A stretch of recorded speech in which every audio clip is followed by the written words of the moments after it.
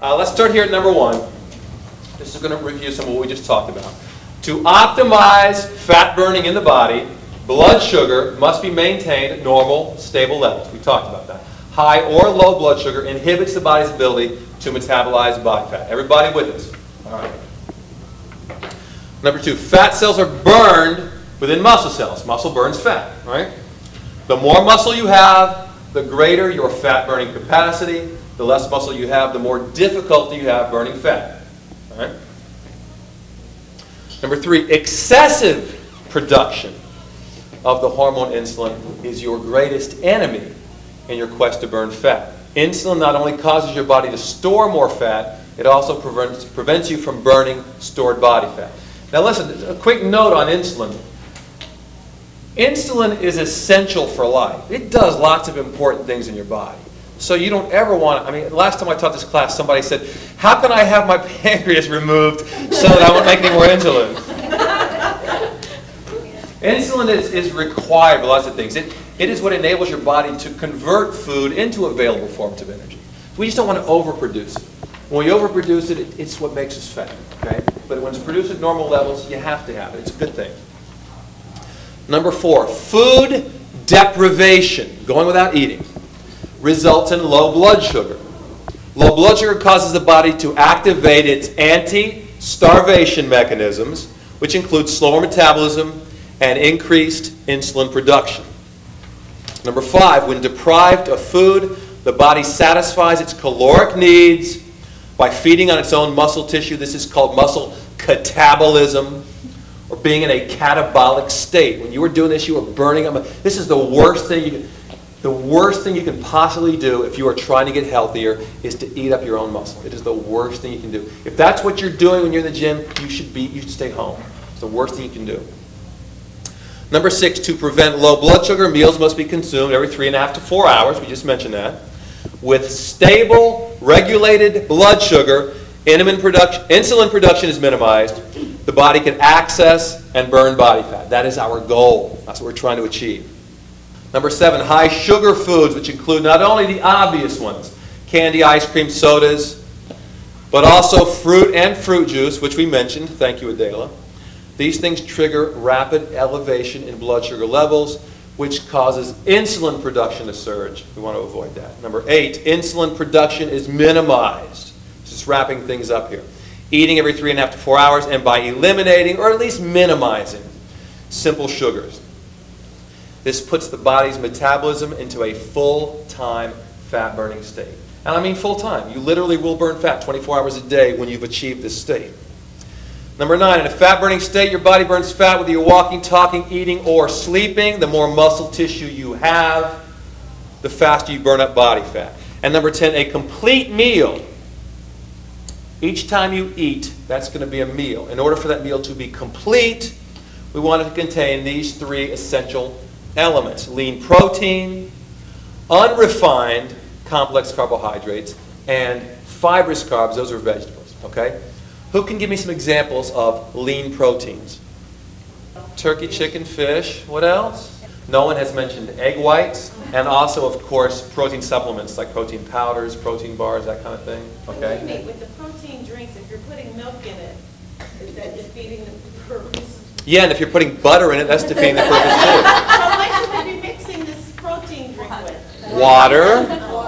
Oh, gee, it doesn't taste as good as you want. You know what? I saw this commercial. The guy says, if you put a lot of chocolate syrup in it, it really tastes good. Listen, as with anything, you've got to be a very conscious shopper. Look on the label and read those sugar grams. They've got ones that are fairly low in sugar, and they've got some that are astronomical. They've got some that have less sugar than a Snickers bar. I mean, they've got more sugar than a Snickers bar, so you've got to be careful. I have a question. Yes? What if you're stuck and you're busy, and is it better not to eat at all, or to have half a Snickers? This is an excellent question. In a perfect world, which none of us live in, this would never happen. But because we've got real-life jobs and responsibilities and so forth, sometimes the 4 hours goes by and it's time to eat. You know, based on what you've learned here, that your blood sugar is low. Got to get something, but I'm stuck. I'm in the middle of a thing. I can't get to food right now. All right. She says, is it better to eat a Snickers bar? Well, I'm going to answer you this way. If you've got a choice between eating nothing or a Snickers bar, half a Snickers bar. Look, the key to being successful here is preparation. You know ahead of time that there's times during your day when it's not always convenient for you to go fix a meal, right? So you want to always be prepared for those situations so that when your 4 hours is up and it's time to eat, if you can't go get to a meal, you've got some backup plan ready. Question number 1, if I am not hungry, should I skip a meal? No, never skip a meal. Now, for what it is worth, when you start eating properly and you're eating at regular intervals throughout the day, your metabolism will increase.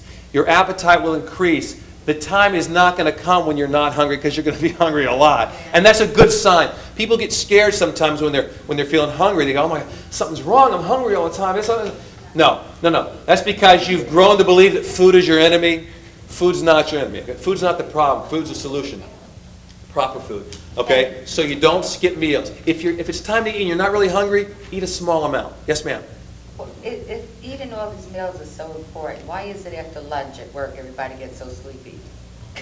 We'll come back to that, okay? That's a good question, and that has to do with blood sugar, but we'll come back to that. Question number 2. If I eat something that I shouldn't, should I skip the next meal to make up for it? No. You have a big dessert, so you're going to put things back into balance by skipping the next meal, right? No, you never skip meals.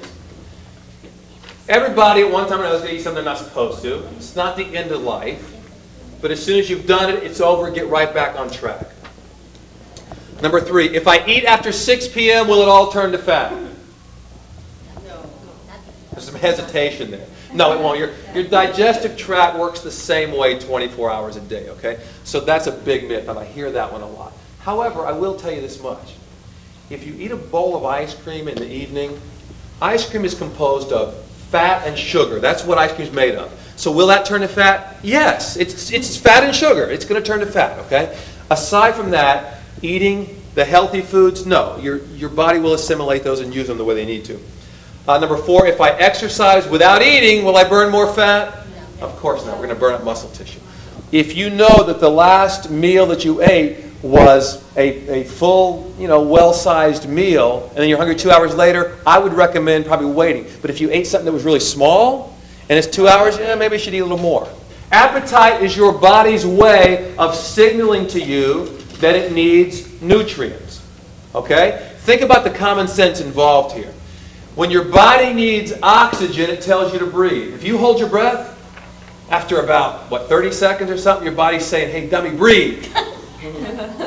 Your body maintains itself. It tells you, it signals you what it needs. If you need oxygen, your body tells you to breathe. You try to hold your breath. Let's say you want to suppress your need for oxygen. So you're going to hold your breath and suppress your need for oxygen. Is that good? No. Well, no, you need oxygen. And after about 30 seconds or a minute, maybe you'll pass out and then you'll start breathing again, all right? Let's think of another example. Let's say that you need to pee real bad.